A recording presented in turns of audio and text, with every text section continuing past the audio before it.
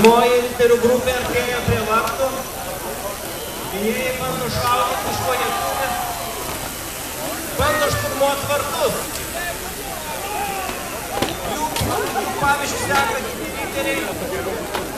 Vartai pajudėjo, silpnai buvo uždaryti. Kaip matot, sunku su jais kovoti, su tais riteriais. Jie dirba rimtai, jėgos turi. Galite pastebėti, kad tas bokštelis šonė, iš kurio galima šiek tiek apšaudyti vartus į šoną, yra labai parankus, bet gynėjai nelabai ką suvokia. Matot, dalis riterių šturmuoja tokius, kad jie iš langų apšaudo iš toli, kad tie gynėjai negalėtų susikoncentruoti ir ginti savųjų vartų. Jie turi saugotis prielininkų. Kartais ir saviem pataikė. Tai vadinasi draugiška ugnis.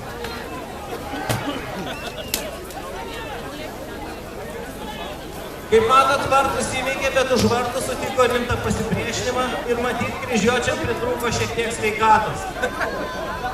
Tai vienas narsus vyras rodo pavyzdį. Ir matot, tuoj pat įseka kiti. Jiems gėda pasirodyti, kad jiems neužtenka drąsos. Jeigu juos apims azartas, gynėjams gali baigtis blogai. Kaip matot, priekis labai efektyviai trukdo gynėjams ginti vartus. Vyksta kova vyras prieš vyrą. Jeigu nieks nesutrukdys, ko gero pilėnų gyvenimas greitai baigsis. Tais laikais nelaisvė neimta.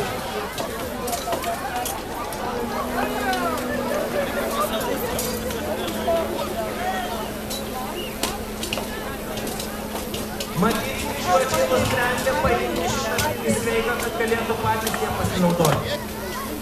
Priešingų atveju jie būtų senai patekę tą ledinį. Šie palyginamai jūs būdavo aptapamos polių ir netgi taip nedažnai pasiduotų ugdyti. Iš tikrųjų, tikros medinis kūris tai nebuvo. Bet buvo nebuvo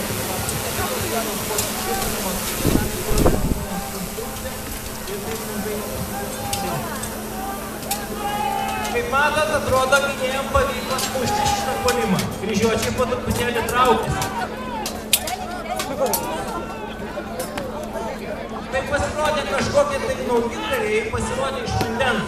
Greičiausiai jie padės mūsų pilies gynėjams.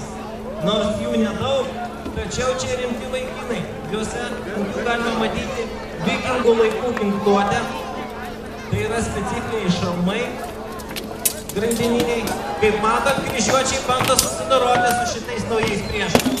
Jų nedaug iš tikrųjų. Čia turėtų piliečiai ateiti pagalbą. Priešingai jų draugam blogai baigti. Taip ir padaro, jie išeina iš pilies. Pasveikinkim gynėjus! Moteris nuo jūsų palaikymo priklauso, kiek vyrai rimtai kovos.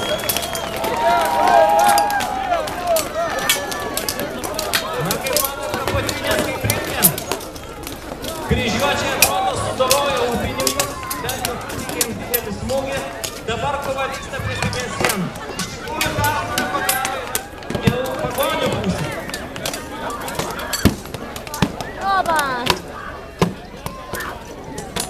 Atrodo, jiems sekasi. Iš pilies ateina dar daugiau pastiprinimo, bet kryžiuočiai išpilningi taip lengvai nepasiduoda. Vyrai treniruoti kaip reikiant.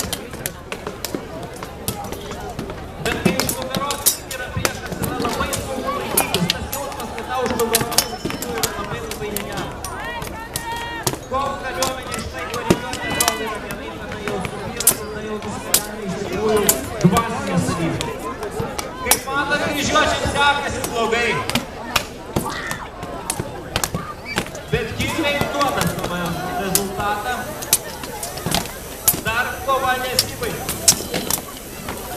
Dabar svarbiausia pagonim neleisti kryžiuočiam atsigauti, įkvėpti pilną oro susitvarkyti.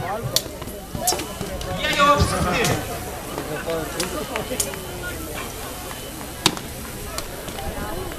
Svarbiausia, kad kryžiuočiai nebeturi trauktis. Į vandens pusę jiems atitraukė yra šansų, bet atrodo, Baltikai irgi sunku juos įveikti. Kaip matot, kryžiuočiai jau suskaidyti keletą atskirų grupų, kaip Žalgirio mūšį. Ir matyt, jos dalimi bus sumušti.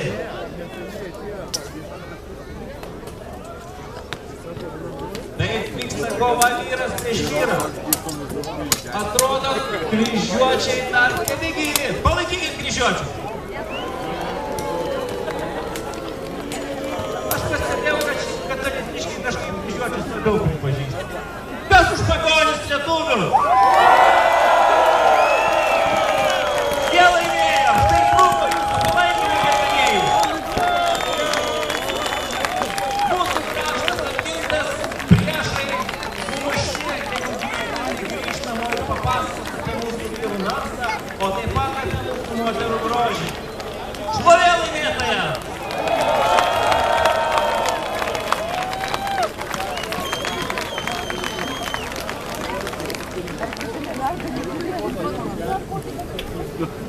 Dabar norėtume papasakoti, kaip